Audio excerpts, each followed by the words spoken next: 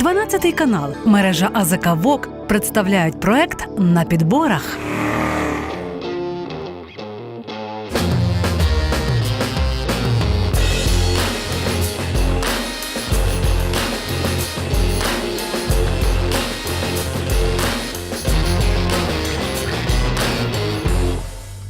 Вітання! Це передача «На підборах» на 12 каналі. З вами я, Наталка Войтович. У цьому проєкті ми розмовляємо із волинянками, автомобілістками.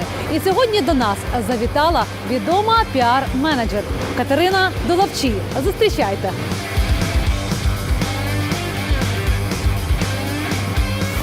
Привіт! Привіт! Така серйозна! То я сконцентрована, не серйозно, тому що я... Чим заправляєшся? 95-й звичайний. На підборах? За Так. кермом? Так, я спеціально маю одні такі підбори, які дуже зручні, яких я можу все-таки їздити. Зачасту люблю, звичайно, без підборів, але Не є такі. заважають? Ні, оці ні. Ці Ага. дуже зручні. То якщо лекало хороше, то дуже зручно їздити. Чи знаєш ти, якою ціною є сьогодні паливо? Загалом 95. 95-й 33, 32, 33 гривні. Воно десь коливається. Я буквально вчора, позавчора питала ціну, мені цікаво було.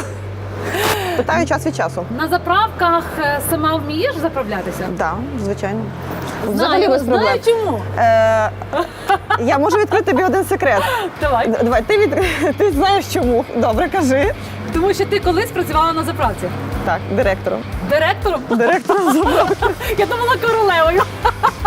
Королевою бензоколонки, але директором заправки. І коли я була на стажуванні, до речі, в Києві я працювала директором заправки, мені показав директор, як правильно заправляти. Він каже, ти маєш взяти оцей пістолет, як пляшку дорогого вина. І ти піднімаєш його так, і каже, акуратно вставляєш і назад, щоб ні єдина капля не впала бензину. Як бережно. Так, але це дієво, тому я знаю, як заправляти. Ну і у мене є для тебе ще кілька автомобільних запитань, Так. але у цей морозний, майже новорічний день сніжить. Я пропоную зустрітися там і побалакати. Добре, дякую. Пішли? Поїхали. Поїхали, пішли.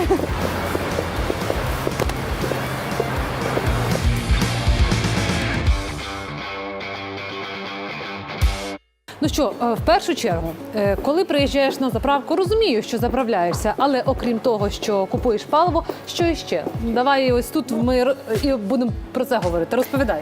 Насправді на заправку я ніколи не їздила, щоб щось не купити. Ага. Тому що в мене якась така є асоціація класна. Я, по-перше, дуже часто їжджу у відрядження і завжди зупиняючись, кава обов'язково. Я не знаю, звідки це. Може, це з якихось американських фільмів, але оця така звичка в руках таку гарну тримати філіжанку кави, вона спрацьовує і вона дійсно смачна. І щось до кави я беру. Що? Якісь Солодке? перекуси. Навіть солодке. Часом і солодке. Хоч дивись те, що вроді би Ти як обідала фігура. сьогодні? Ні, не обідала, я не встигла. Ну, давай Я будемо готувалася до нашої програми. Куштувати будемо щось. А у вас є якісь новинки? Є у нас новинки, Якісь? роли, в лаваші вони йдуть. О, клас. Є роли з фасолем, з сісками, є з котлетами. З котлетами? Так, є з яловичиною, є з куркою. Катя, величезний вибір. Майже новорічне меню, 12 страв. Солодкий їсиш? Акція у нас. Їм. Так? Так, грішу. Просто ти займаєшся спортом. Так, займаюся їм. Я не знаю, його відноситься до спорту чи ні. Ну, я думаю, що це філософія взагалі. Так, Так, спорт, і але, дихання, і- наприклад, вчора я цілий день їхала, мене так боліла крепатура. Ми віджимались Тоді від це землі. Там в різних позиціях і руки, грудна клітка повністю. І єлі сьогодні відійшла. Коли на заправці все-таки робиш паузу в дорозі, тут Так. куштуєш каву, ходох там, чи будь-який перекус, чи в дорогу з собою. Якщо є час, то я стараюсь все-таки знаходитися на заправці, тому що не хочу в машині, щоб було брудно. Я люблю чистоту. А що в машині категорично не робиш? Ну, я так зрозуміла, не хочеш в машині їздити. Ніхто не смалить в мене, Ага. не палить, Так, як це так, називається. не курить. Ну, і я так само не курю. Це лише це. І ніхто, в принципі, не їсть. Навіть моя дитина, якщо хоче перекусити, то вона має так акуратно тримати пакетик. Строга мама. Дитина любить дорогу? І ти любиш кермувати? Обожнюю. Так? Я без цього жити не можу. Скільки часу ти вже за кермом? Напевно, вже років 15. 15? Так. Але піар-менеджер, мабуть, завжди з соцмережами щодня, майже щохвилини, правда? У мене просто фактично вся робота в телефоні, тому що там під'єднані пошта, всі телефонні проекти, всі заведені ми або на Viber, на Telegram, або на месенджер, погодження текстів. Все відбувається в телефоні. Там знімаю я на нього і відео, і фото. Якщо їду, беру інтерв'ю, то диктофон. Тобто телефон – це фактично моя робота є. Я можу знаходитися в будь-якій точці світу, але робочі моменти можуть не зупинятися. Піар-менеджер – це та людина, яка мусить мати автомобіль? Так. Не обов'язково, але я не можу без нього. Коли я їду за кермом, це такого свого роду релакс, медитація, напевно. Тобто, якщо є якісь моменти, які на роботі можуть напрягати, то коли ти кермуєш, енергія трансформується і виходить таким чином, розслабляє мене. Доця, слухняний у тебе пасажир? Дуже. Маму не турбує за кермом, не заважає? Вона знає, що не можна, коли я паркуюсь, коли ми розвертаємося, їдемо наприклад, зупиняємося на світлофорі, там рушаємо. В ці моменти вона мене не старається не трогати. Якщо десь забуває, то я їй кажу, вона ніколи не ображається. Ну і я її часто саджу за кермо так само. Так, але не на трасі, звичайно, коли паркуюсь на стоянці. То що, перекусимо? Давай. Будь ласка, смачного. Дякую. Ось ці ролли. Я люблю дегустації, новинки. Я також люблю, але ця серделька сосиска так виглядає. Дуже велика. Я думаю, що їстися можна. Йдемо робити каву.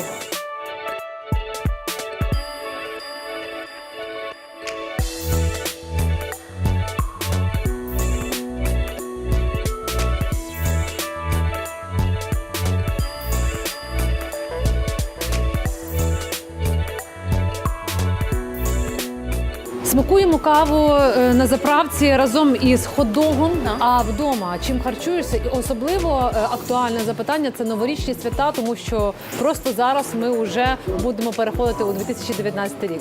Що готуєш вдома? Яка ти вдома? Що їсиш вдома? Чи можливо те, що і на заправках? О, ні.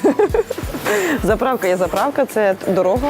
І тут трошки інша їжа, тут потрібна енергія, тому що ти їдеш в дорогу, мусиш мати сили. А вдома ранок, сирники або вівсяна каша. Я їм те, що любить мала, я це теж люблю. Йогурти або творог, сир. Кава завжди, щодня.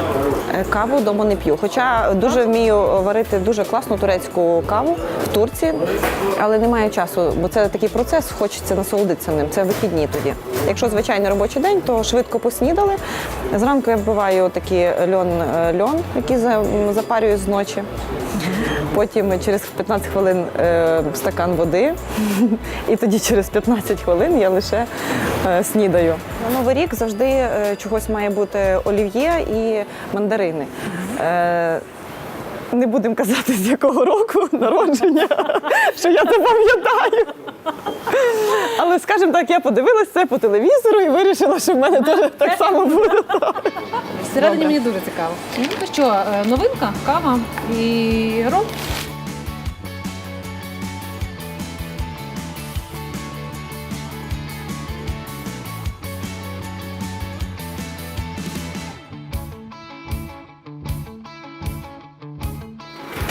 Саме як- страшний момент – Як правильно називається твоя машина? – чері кімо, Черікі. вишенька. Так. Ну що, будемо зазирати? Давай. Що у нас тут? Ну, слава Богу, я на мийку встигла сьогодні. Добре, чистенько. А це в пакеті в мене взуття перезувне на всякий випадок. Ага, перезумне. Це дуже добре. Ідемо сюди. Відкривати багажник? Відкривай. Та-да-да-дам! Ну як вам піарниця? Так, але в мене це все журнали мої. Надзвичайно таємне і секретне. Поки що так. Поки ти не відкривала, це була таємниця. В цьому році я поступила в аспірантуру на доктора філософії з питань психології. Дякую. Що воно мені дасть, я не знаю, але 4 роки. Лекції вибіркові з психології, Я давно цією темою цікавлюсь. Чому? Тому що по піару ти мусиш працювати з людьми, знати їхню суть. І найкращий піар, коли ти показуєш найкращі якості всій людині, не шукаєш щось ззовні. Це у нас аптечка. Тут Так, але по списку, я подивилася список, тут все є те, що потрібно. і вмістилося все. Так, це свіженька така, я буквально вчора її купила. Вмієш міняти колесо? Ні. Які цікаві були пригоди в тебе автомобільні? В мене є свій майстер, який я по телефону дзвоню: Коля, що мені робити? Він каже мені: або ти їдеш далі, Катя, або залиш машину, виходь і вертайся. І була одна така ситуація, я їхала у Львів. Таке було відчуття, що щось трапиться. Реально інтуїція, вона існує. Я під'їжджаю до Львова і починає щось піщати в машині. Оці значки.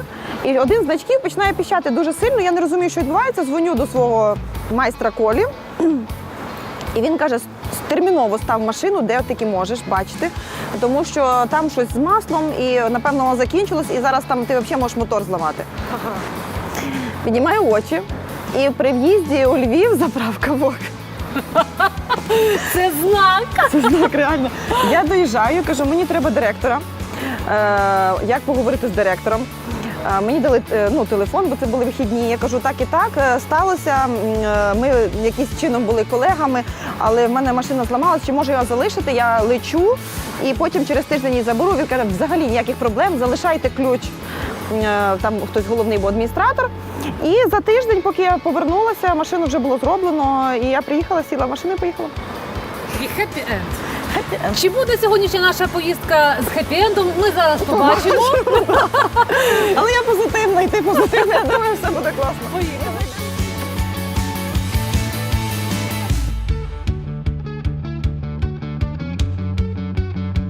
Ну що, вирушаємо зимовою дорогою.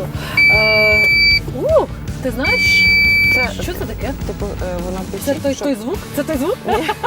Це той звук попередження, що задній хід і бути уважною.